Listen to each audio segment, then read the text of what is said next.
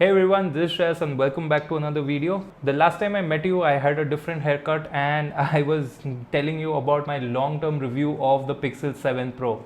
If you haven't checked it out, make sure you check it out because a lot of people who are contemplating getting it might find it useful because I used this phone over 6 months and I'm coming back to you with the practical differences and the issues it might be having and the good parts of it as well. So make sure to check it out in the card over here or in the description down below.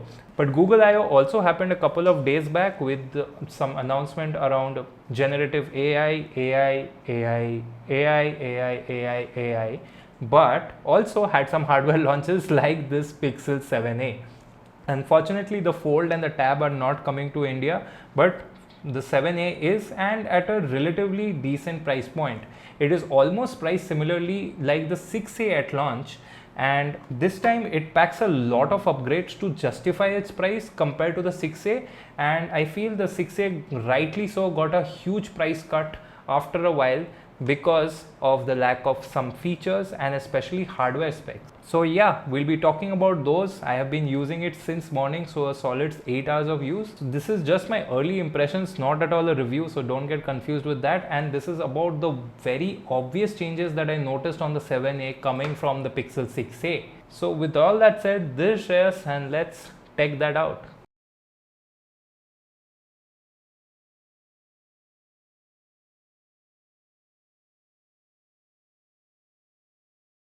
Alright, before starting out, I have the Pixel 6a, so if you're confused between whether you should spend the extra on the Pixel 7a given the current pricing, I will be making a dedicated video about it with all the upgrades the Pixel 7a offers, not to mention also a detailed camera comparison if that matters to you a lot. So stay tuned, say subscribe and turn on notifications for that.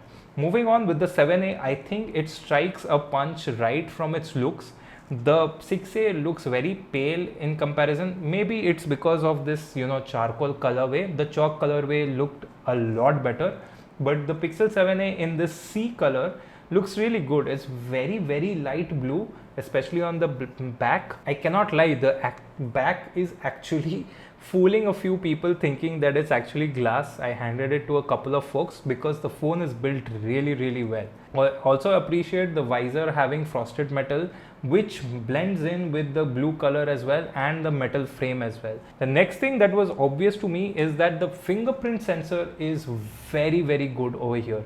This is a huge step up from the 6a because the 6a had a lot of issues with the fingerprint sensor, right from not being good to being slow to authenticating wrong users into your phone.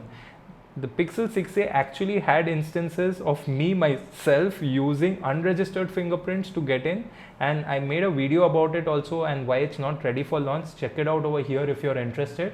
Over here I did not feel the wrong fingerprint letting me into the phone yet. I will test that out and mention it in my full review. but the fingerprint sensor is very quick.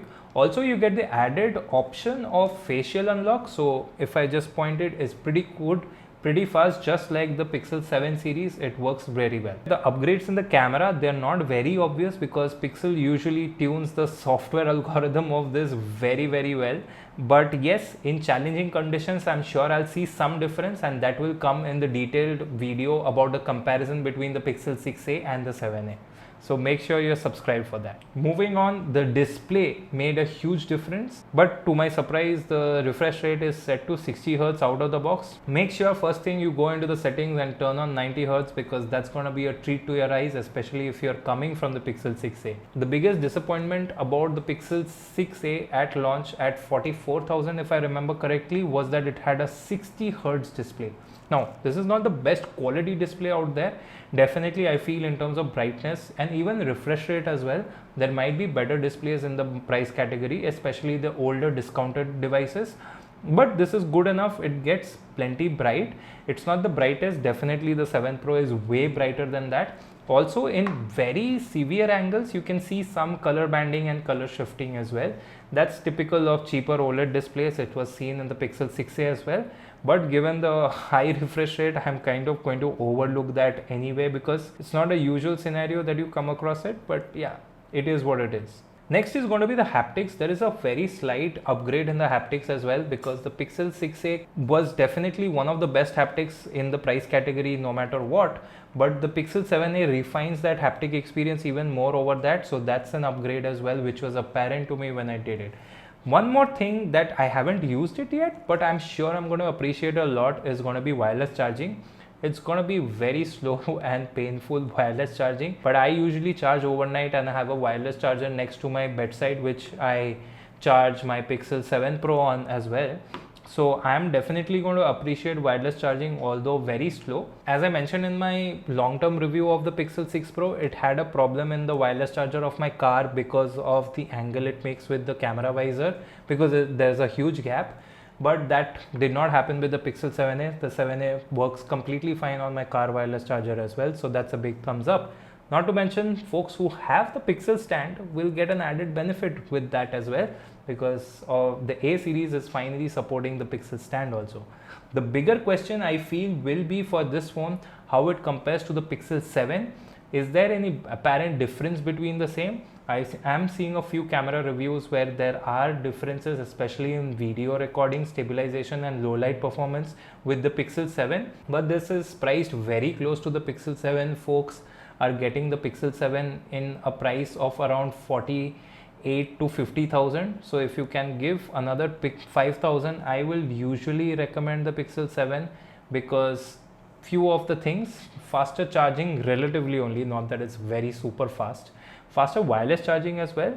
The camera sensor is way better, the stabilization is better as per the few videos I saw. So do your own research, don't commit to the 7a right now.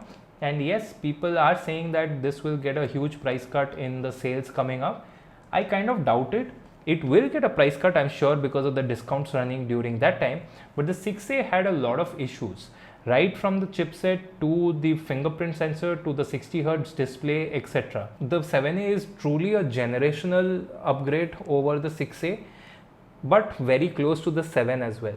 And now that Google is expanding their Pixel portfolio, especially in different price points, I don't think this will get as heavy a price cut like the 6a did after it launched. The 6a is still being sold both in India and abroad, especially in the official Google store. So the Google plans to keep the 6a around for a while as well. For the people who are a bit more limited on the budget side, the 6a might make sense. But for whoever can, even if you are waiting for the sales or not, try and upgrade for the Pixel 7a given the on-paper upgrades. Now about how it translates to daily usage and how it will turn out as a daily phone, that's something I'll come back to you with my full-fledged review with all the details. One thing I would ask is, let me know down in the comments below if you would like a camera comparison with the big brother Pixel 7 Pro. The Pixel 7 Pro at least has the primary sensor same as the Pixel 7. I'm not very sure about the ultra wide sensor. And if I have to ask for an omission which I wished could be included in the Pixel 7a, would be macro capabilities in the ultra wide sensor, which is not there unfortunately. But yeah, again, I will come back to you with super detailed videos, especially about the full review of the Pixel 7a soon. And before that, I'll make sure to make the in-depth comparison between the 6a and the 7a for you to decide if the price difference justifies the upgrade or not. And you can make an informed decision about this particular device. So yeah, I think that's about it for my early impressions. Feeling very excited this time reviewing this particular phone. So yeah, that's it for this particular video. I'll catch you in the next one.